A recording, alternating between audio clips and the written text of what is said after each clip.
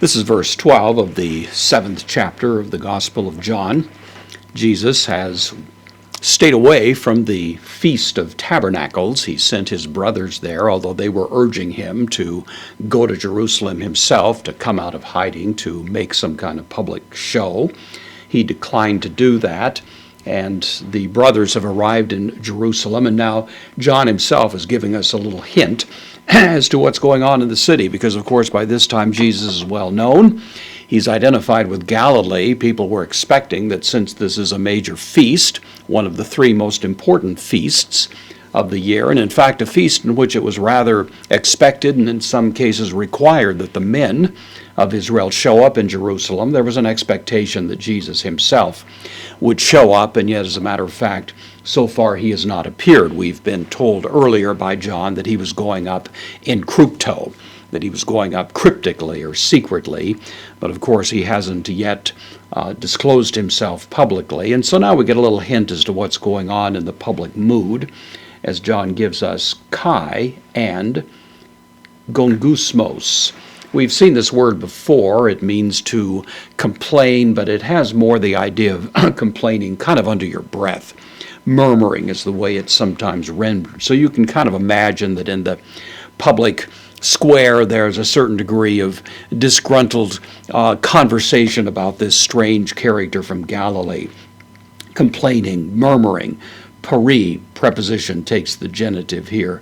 Peri autou, the genitive pronoun. There was murmuring concerning him. Ein is the verb here, so it would be rendered there was. And then polus, which agrees back here with gongusmos. This is an adjective. It has no degree, but it just means much or many, and that's the idea here. So there was quite a lot, much murmuring concerning him. In, preposition takes the dative. It can mean in or among, and probably the latter of those makes more sense here. Among, tois, the dative plural masculine article in the ochlois. This again is the dative plural of the word crowd or multitudes. So there was a lot of conversation about him and a certain degree of complaining, really, murmuring about him among these people and so on. So we have hoi, the plural article, men on the one hand, elegon. This is the third person plural, imperfect active indicative of lego, I say.